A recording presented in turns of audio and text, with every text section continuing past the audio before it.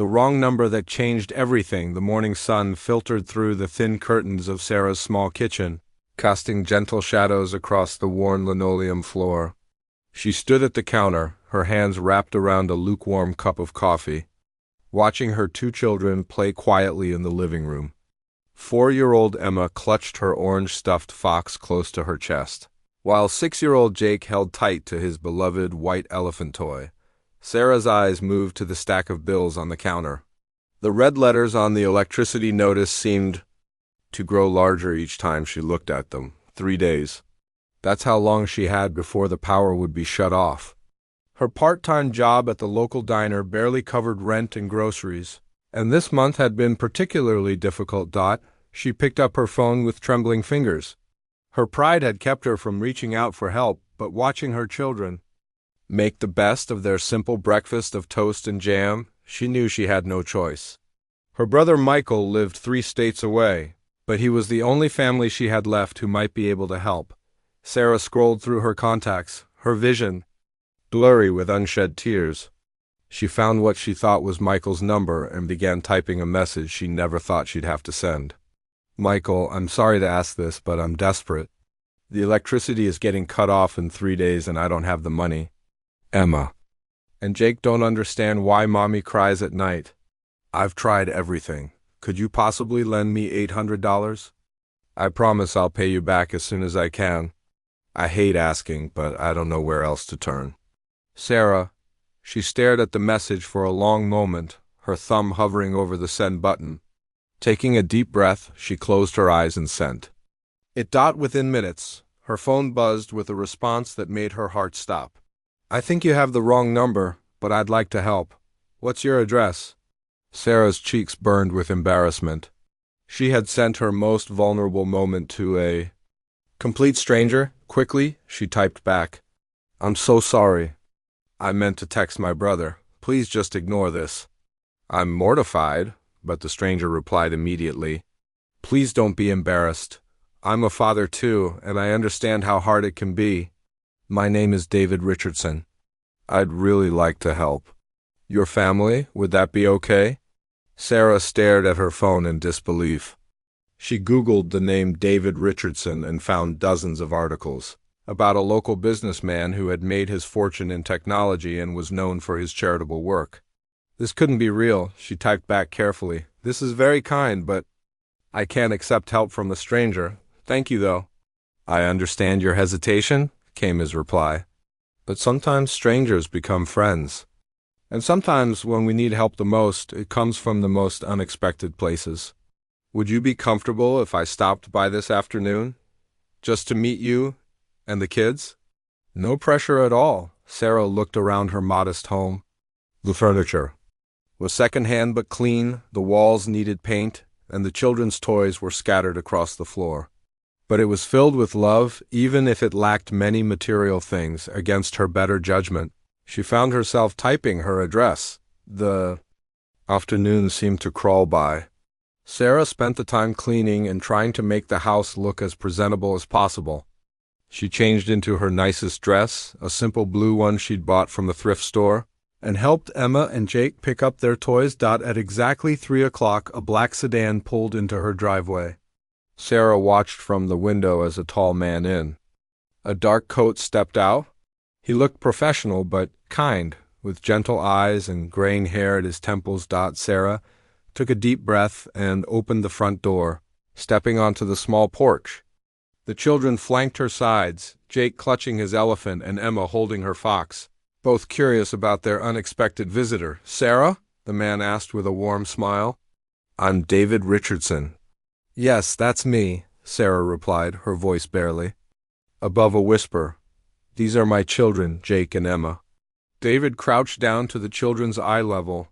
Hello, Jake. Hello, Emma. Those are very special animals you have there. Emma stepped forward slightly, her natural curiosity overcoming her shyness. This is Mr. Fox. He's orange like a real fox. He's beautiful, David said seriously. And Jake, your elephant looks very wise. Jake nodded solemnly. His name is Peanut. He helps me when I'm scared. David stood up and looked at Sarah with understanding eyes. May I come in? I'd love to talk with you about how I can help. Sarah hesitated for a moment, then stepped aside to let him enter. They sat in her small living room, the children playing quietly nearby but listening to every word. I want you to know, David began, that your text wasn't a mistake. Sometimes the universe has a way of connecting people who need to meet. Sarah shook her head. I don't understand why you'd want to help us. You don't even know us. David was quiet for a moment, watching Jake and Emma play. 5 years ago, I lost my wife to cancer. We were never able to have children of our own. And after she passed, I threw myself into work. I've been successful, but I've also been very lonely. He paused, his voice growing softer. When I got your message this morning, it reminded me of something my wife used to say. She believed that we're all connected and that helping others is how we honor the love we've been given. Sarah felt tears welling up in her eyes. I still don't understand.